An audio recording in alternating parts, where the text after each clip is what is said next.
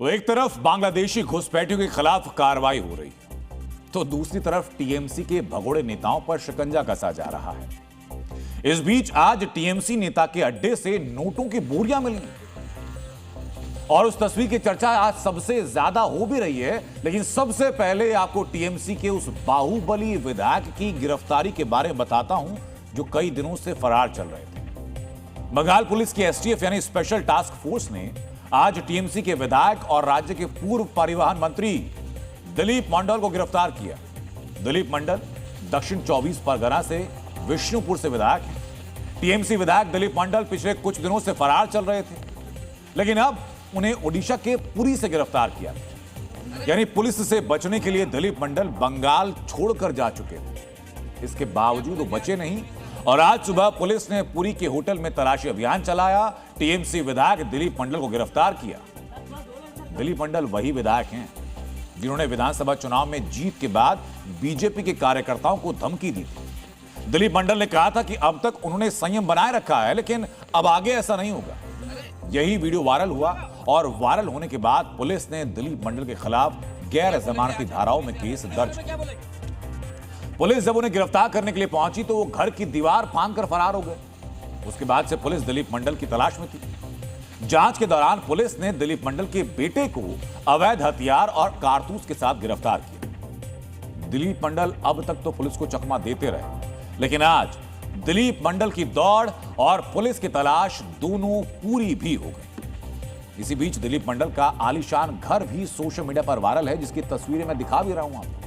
यह आलीशान घर दिलीप मंडल का है। घर में किसी 5 सितारा होटल जैसी सुविधाएं हैं, कई एकड़ में फैला है। दिलीप मंडल के इसी घर में प्राइवेट स्विमिंग पूल भी है, मखमली घास वाला एक बड़ा सा लॉन भी है। दिलीप मंडल के घर की इन तस्वीरों के बाद सवाल यह भी कि क्या यह भ्रष्टाचार का पैसा है? और इस सवाल की वजह यह कि 2024-2025 में उन्होंने अपनी वार्षिक आय, सालाना आय दिखाई थी 7,31,000 रुपए। लेकिन अब गिरफ्तारी के बाद दिलीप मंडल के महल जैसे घर का यह राज भी खुलने वाला है। लेकिन एक तरफ जहां दिलीप मंडल के महल पर सवाल उठ रहे हैं, तो दूसरी तरफ टीएमसी के एक और नेता है। वो नेता जिनके ठिकानों से नोटों की बोरियां बरामद हो रही हैं। बदुरिया नगर पालिका के चेयरमैन और टीएमसी नेता दीपांकर भट्टाचार्य को भ्रष्टाचार के आरोप में पुलिस ने गिरफ्तार किया। गिरफ्तारी के बाद पुलिस को पता यह चला कि टीएमसी नेता ने काले धन को छिपाने के लिए जमीन के अंदर खजाना गाड़ा है। अभी तक की गिनती के अनुसार बोरियों से 1 करोड़ और 26 लाख रुपए मिल चुके हैं। लेकिन ये गिनती पूरी नहीं हुई, गिनती अभी जारी है।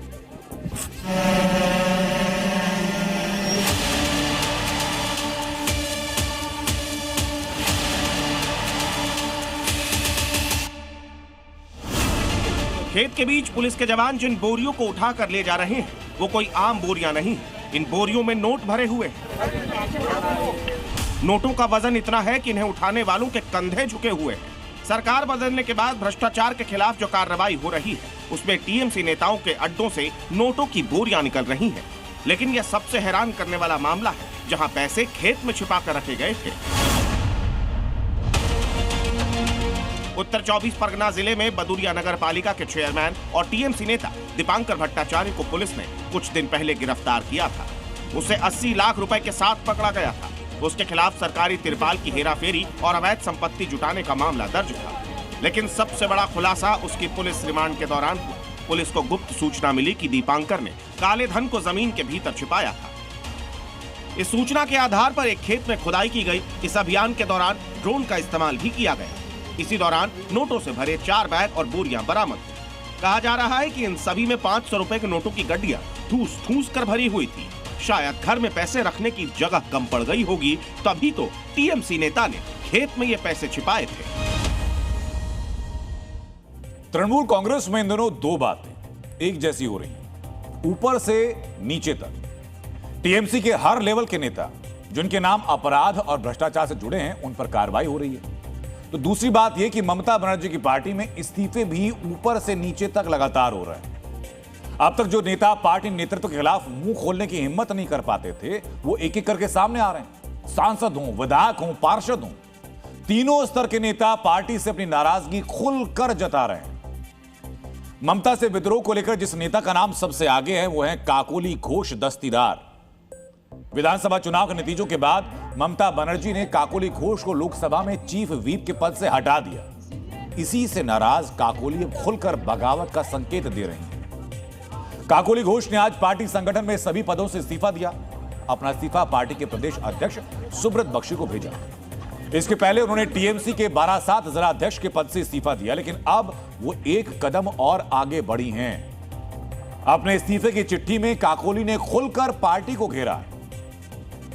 अपने इस्तीफे में काकोली ने क्या कहा है ये बताता हूं मैं आपको। काकोली ने अपने इस्तीफे में कहा कि अपने कार्यकाल के दौरान महिला सांसदों के प्रति एक अन्य शिक्षित महिला सांसद के अनुचित बर्ताव को रोक पाना मेरे लिए संभव नहीं हो पाया। ना ही शीर्ष नेतृत्व ने मुझे पर्याप्त सहयोग दिया। ऐसी स्थिति में अब पद पर बने रहने का कोई मतलब नहीं रह गया।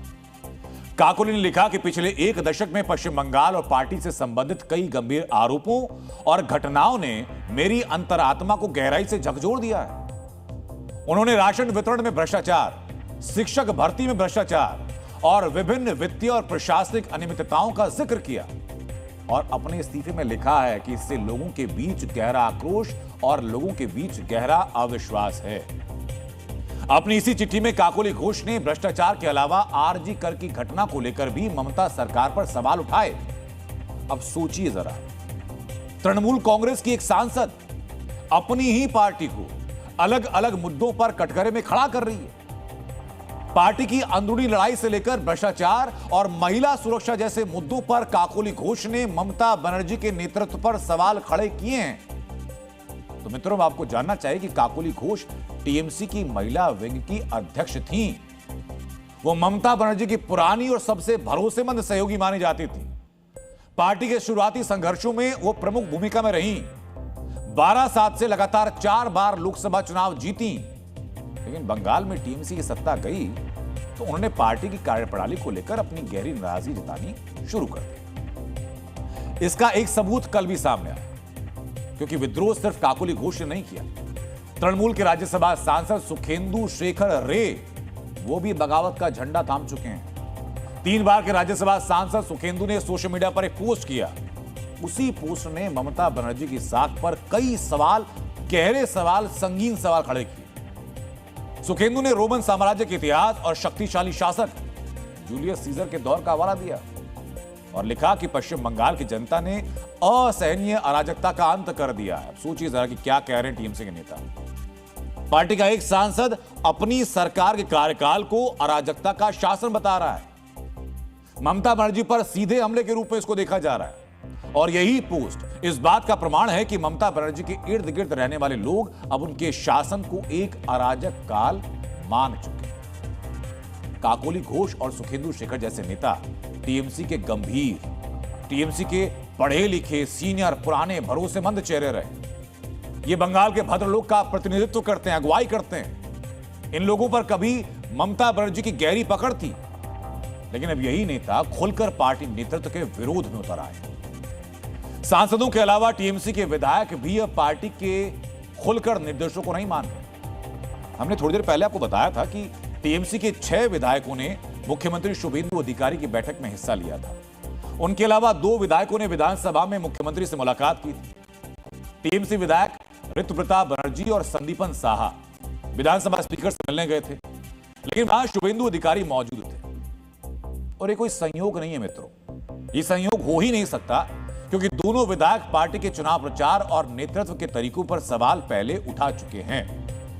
अब सोचिए जरा कि जब ममता बनर्जी बैठक बुलाती हैं तो कई विधायक गायब हो जाते हैं। जब पार्टी विधानसभा परिसर में बुलडोजर एक्शन के खिलाफ प्रदर्शन करती है तो पार्टी के आधे से ज्यादा विधायक गायब रहते हैं।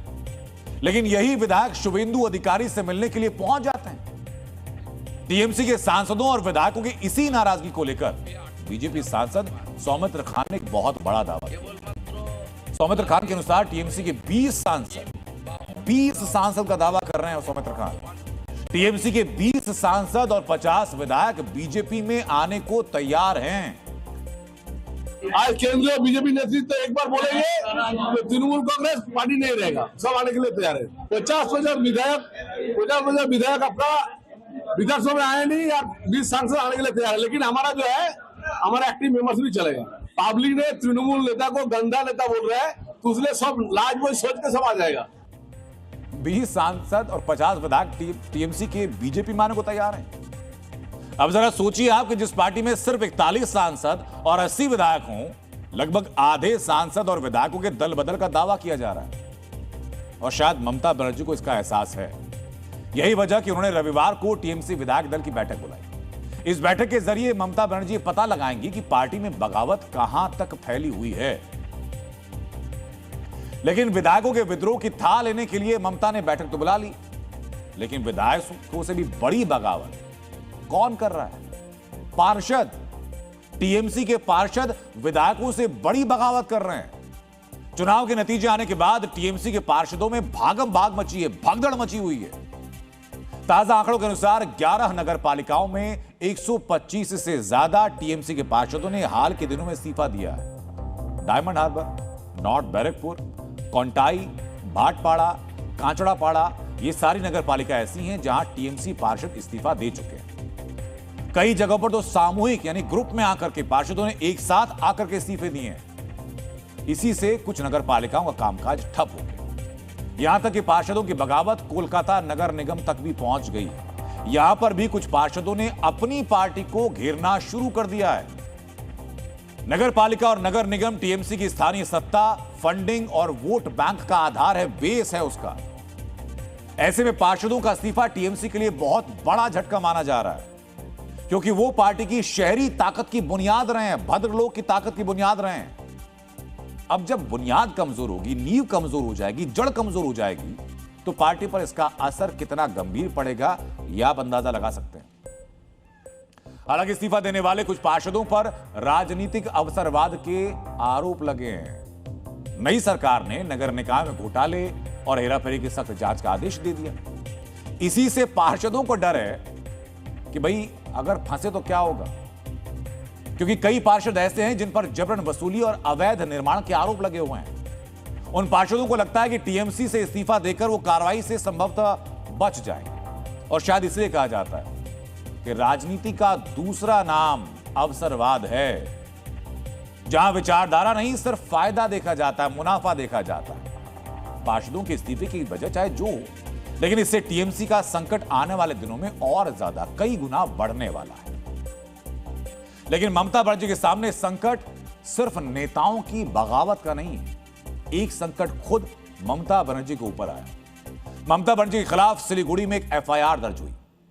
रिंकी चैटर्जी नाम की एक वकील ने शिकायत दी कि पिछले साल कोलकाता में ईद कार्यक्रम के दौरान ममता ने सनातन धर्म का अपमान किया। इस बयान के बाद करोड़ों हिंदुओं की धार्मिक भावनाओं को ठेस पहुंची। रिंकी चैटर्जी की शिकायत पर सिलीगुड़ी साइबर स्टेशन ने केस दर्ज भी कर लिया है।